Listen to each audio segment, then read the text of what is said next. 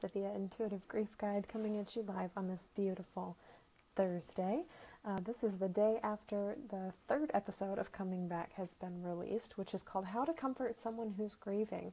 So today on the live broadcast, we're going to be sharing our tips and tricks for talking to people who are in the first moments of their grief. So if you have an interesting story about comforting somebody who is grieving or being there for somebody in the midst of a loss, it doesn't have to be necessarily a death, but a divorce, a stillbirth, a miscarriage, a job loss, a major move, anything that kind of upsets your life and makes it so that something's changing, something is moving and changing in your life. What have you done for them? How have you been there for them? So we want to share all of those ways, not only so we can learn from each other, but so there's like this resource library of all the ways that we can comfort each other through our grief. I'm here with my cat today. I'll see if he'll join me. And the first thing that I want to talk to you guys about is actually a really cool announcement.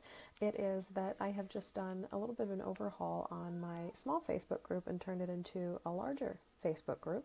It's going to be called, or it is called, the Grief Growers Garden, and you can join this right now as you're on Facebook right now. There he is. You can join it right now. It's called the Grief Growers Garden, and it's a place for all of us who are grieving to share stories, to share pictures, to share mementos of the things and the people and the pets that we are grieving. And it's just a place, a community that's supportive and loving and won't tell you that you need to find religion or that, everything happens for a reason or time heals all, because these are the great myths of grief, and hearing those enough from people in the outside world, even people that are our family and our friends, can be really frustrating and really hard for people in the grief process, and it increases feelings of isolation.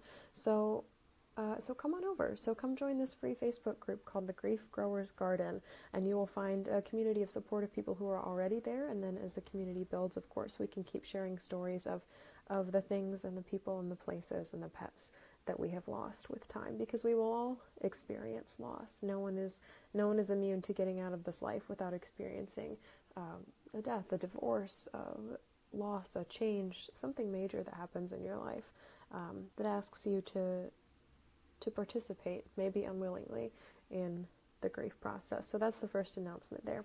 The second announcement, like I said at the top of this live broadcast, is that the third episode of the podcast is live. It's on iTunes, it's on Stitcher, it's on Google Play, it's on TuneIn. If you have an Amazon Alexa, that's where you find that. And it is available. And the topic of this week's podcast is how to comfort someone who is grieving, because we can't necessarily fix the fact that people are grieving. A lot of people come to grief situations with this mentality of wanting to fix and wanting to be kind of a rescuer of someone who's grieving. It hurts us to see other people hurting, and unfortunately that's not the best mentality to comfort somebody with, is I'm going to fix you. A better mentality to come in with, as described in a couple books which I mentioned on the podcast, are to be present and to listen, and not necessarily to fix the problem, because especially in cases of death, divorce, pet loss, a major move, these things are out of our control.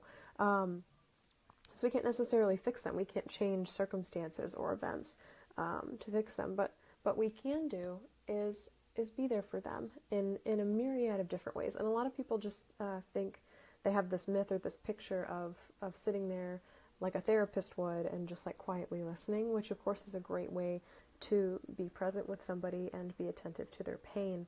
But there are a ton of other ways to be there for someone who is grieving. So I want to just share a few of them with you. There's 9 total on this week's episode of the podcast, and I'll give you 3 right now so you can listen to the other 9 on your own. Hi. So the first thing that you can do for someone who is grieving is to reach out. And in a lot of books that I've read, especially the 2 that I mentioned on the podcast, there's this sentiment, and I felt this myself in my own grief, of people who don't reach out don't care. And that's not a truth that exists, but it is a feeling that you get when people don't reach out. And it is better to reach out and say something stupid or say something insensitive or say something wrong than to not reach out at all. A lot of people avoid saying anything immediately once they find out once a grief event has happened, because they're afraid of saying the wrong thing, they're afraid of doing the wrong thing, or they're afraid that they're not going to have the time or the emotional bandwidth to deal with whatever the grieving person has to present to them. So the first thing that you want to do is reach out, and you can do this in very small ways. You can send a text message, you can send an email, you can say hi to them in person and just say, I'm so sorry, I heard what's happened, and just know that I'm thinking of you. You can write a card and leave it at their desk. You can leave it in their mailbox. You can talk to their kids and just say, hey, I heard what happened, I'm so sorry. And just to express that kind of sentiment. Yeah, because it hurts grievers more to not be reached out to at all than to be reached out to in the wrong way. Because at least you're reaching out. There's that effort. We need to know that people want to try to reach out for us. So that's the first thing that you should do. So you can reach out in a myriad of ways, and most of the time, and it might happen sometimes that your reaching out is not acknowledged, but know that it has been received and seen. And even if it's not responded to immediately, it's still important to reach out in the first moments that you find out about that loss. So the second thing I want to talk about in terms of helping grievers through the first moments of their grief is to perform a small gesture. And a lot of people equate this with sending flowers, with sending a card, with sending money, with sending gift cards for groceries and things like that, for attending an actual service. But you don't have to do any of those things. There's a lot of other things that you can do for people who are freshly grieving. And you can actually, this is a really great place to apply your gifts. So if you have a talent for maybe singing or music, it would be a great opportunity to write them a song or a poem that can be read with music to it. If you're good at making art and maybe they have children, you could take the kids out for a day to do a craft project to commemorate whoever it is they lost, or if it was a home, to talk about the old house while they're keeping their hands busy and making a piece of art. If you have a dog, it's a great opportunity to bring a dog over for a play date, or to take their dog out on a walk for them if you're an animal person. And if you know they're going out of town for like a memorial service, if you know they're going to be in another state to go to court with divorce lawyers and things like that for a couple days, you can mow their lawn or tend to their garden or get their mail for them, or take care of their animals or pets for them. This is a great place. These small gestures in the immediate aftermath of grief are a great place to really use your gifts and show people that you care. Because while words do mean something in the aftermath of grief, actions do as well. It's kind of words plus actions equals comforting. And even people who are like, well, I'm not good at anything, there's always something that you're good at that can help somebody else in need. So if you're somebody who's supremely organized, offer to coordinate their email chains, that all the family members that need to be updated. If you're someone who drives around a lot, if you drive for Uber, offer to give them some rides somewhere, to doctor's appointments. If you know, this is one of my favorites, if you know they really, really hate talking on the phone and they just found out that one of their loved ones has been diagnosed with a medical issue or something that needs to have repeat appointments, call the hospital for them and help them schedule their appointments. They can be sitting in the same room, they have all the paperwork, but the actual process of talking on the phone to someone is anxiety inducing for a lot of people. So in the midst of finding out about this diagnosis, that adds on to the fact of, oh, I really hate making phone calls, and now I really hate making phone calls because they're about something that's so life-changing and so potentially devastating. So help them make those phone calls. Just sit in the same room with them. Offer, hey, I'm really great at talking to a receptionist over the phone. Can I help you make these appointments? Is a great way to do just a small gesture of kindness. If you've got the wine and the movies and the chick flicks, come over, you know? It's one of those great opportunities to really tap into what your gifts are. And I talk a little bit on the podcast about having a mentor in college, and what she offered was office space and just time. And she was a person who, when I found out my dad was sick and immediately after my mom died, it was just a room, a space I could go to that was still on campus, but it wasn't alone in my house, and I knew that somebody was always listening. And even if we weren't talking, even if somebody wasn't listening, I could just like curl up and take a nap. And it was one of those places where I felt safe from the rest of the world, and I was with somebody who knew how to comfort me and knew how to be a presence with me. So that brings me to the third thing that you can help grievers with in the first moments of their grieving is to express faith in their judgment, especially in the cases of a new family diagnosis or decisions about adopting a child, or even decisions about end of life, like taking somebody off life support, burial or cremation, where to hold the memorial, what kind of people to invite. Grief can make us feel like we can't do anything right. And it's one of those things where oftentimes new grievers need to know that they're doing everything right and they're doing the best that they can, and they have the support of other people around them who can see what they're going through and support the decisions that they're making. Because once this news hits you of, oh my God, she has cancer, or oh my God, he just died, or oh my God, we don't know what to do about this or X or Y or Z, there's this feeling of not being able to do anything right because nothing in your life is going right. Like everything crashes down. Grief is related to everything. It's related to our kids, it's related to our homes, it's related to our food, it's related to our work, it's related to our relationships, intimate and friend.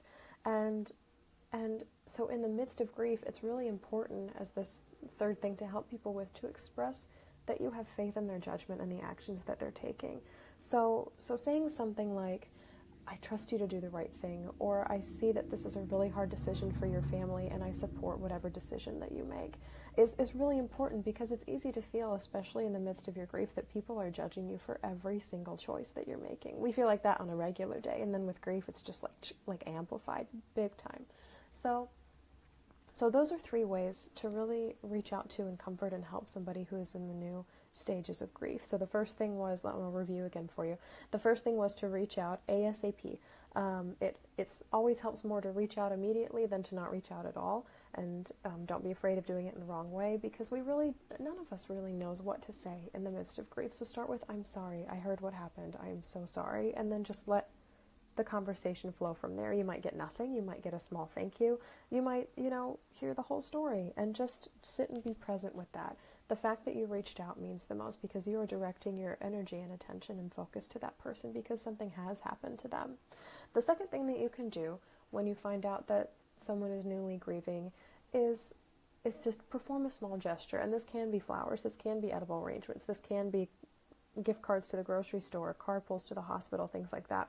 But it can also be taking the kids out, doing an art project for a day. It can also be bringing over your dog, because dogs, animals, cats, horses, if you have pets, birds, whoever, bring them over for a play date, because animals are supremely helpful in coping with grief, especially in those first moments. It draws the focus from the pain to something else that's funny and goofy and silly, and it's not necessarily a distraction, but it's a break. It's a nice break from everything you're feeling. And a lot of times the animals are very intuitive and can help kind of be a comforting kindness there as well. And then the third thing that you want to do is express faith in a griever's judgment. So if there's big decisions to make regarding end of life, regarding hospital care, regarding family members, adoption, major moves, job changes, anything, express, I see how hard this is to make this decision, and I support whatever decision you make. I'm here for you. That's so important, because especially in the midst of grief, it feels like it's really easy to do everything wrong, and everybody is judging you for whatever is happening in your life. So those are the 3 things that you can do to comfort somebody who is grieving. If you're looking for the other 6 ways to comfort someone who is grieving, you can find them in the link below in the comments or above. I'm not sure where it shows up on Facebook Live. To this week's podcast, which is called How to Comfort Somebody Who is Grieving. And so it has the 3 things you could do in the immediate aftermath of grief, the things you do in the weeks and months, and then the things that you do for a lifetime to help you become a better comforter, a safer place for people to come to, and a safer place for people to feel listened to and heard, which is a really important life skill, because as humans, we're not hardwired to be indifferent or support from afar or to turn our backs when our fellow humans are having problems. We're meant to be there for them, and we're wired to support people as they grieve. And we've kind of, our society has helped us forget that with all these platitudes of, oh, time will take care of it, and if you stay busy, you won't focus on it, and all this other stuff. But what really matters in the midst of our grief is feeling human and connected to other people. And so these are 3 ways that you can reach out and foster that connection. So that's all I have for you on this live podcast. I see there's a couple of you listening or watching. I'm wondering if you have any tips that you use when you comfort somebody who is grieving. So I'm going to wrap up and talk about the last little announcement that I have for you, and I will wait to see your comments if you have any. Otherwise, we'll call it a day. So what I announced at the beginning of this broadcast is that I have rebranded the Facebook group that I was hosting called Windy City Grief Growers, which was just based in Chicago, and now it is the Grief Growers Garden. So this is a national and international space for anyone who is grieving to come and share photos and stories and resources of the things that have helped you through your grief. It's not a place to dwell in our loss, but it is a place to have hard days and then grow from them, which is why it's called the garden. So it's the Grief Growers Garden, and you can find this anywhere, and if you search groups on Facebook, and it's free to join. All you have to do is click join. You introduce yourself when you come in. It's a private group, so nobody but the people who are in the group will see your business. And then every so often I'll put a doodle in there that I find really interesting on Instagram of what it's like to be brokenhearted, or a picture of my mom as I'm celebrating her on Mother's Day, or a story of how I made it through a period in my life. And then you see stories from others who have lost pets, who have lost boyfriends, girlfriends, and family members, mothers and fathers, and have made major moves, have had major health issues. Like, we all experience this chain of losses in our lives, and it's just so great and wonderful to be a part of a community that, again, is not going to tell you to get busy, to stop crying, suck it up, to grieve alone or by yourself, or to not offer any sort of assistance besides there's a reason for everything, time heals all, I'm so sorry for your loss. There's more to the story than that. So I would so love to have you be a part of that group. I'm so honored to have shared space with you today, everybody who has listened and everybody that will listen in the future once this broadcast has concluded. I absolutely love all of you for being here, and I know that just by watching this, just by absorbing this, you are participating and gaining the tools that you need to be human, and that you need to be around in the world, to be this fully formed human that's capable of supporting people, not just through the celebration moments, not just the happy birthday posts and the wedding posts and all these great things that happen to us, but also when things get really shitty and really hard. So these are the skills. I see Tanya coming on. Hi, we are hardwired to help others grieve, but society makes us forget that sometimes. Oh, yes, perfect. Thank you so much for chiming in and saying that. It was good to see you today. So I'm going to sign off for the day. Listen to the podcast. The link is wherever, up, down. I'm not sure where it shows up on Facebook Live, but it's up there. And then join the private Facebook group. Tell us your story, and then seek support and have support of other people who know what it's like to be grieving, who have known loss, and who have come back from loss. I'll see you guys next week, next Thursday, because even through grief, we are growing.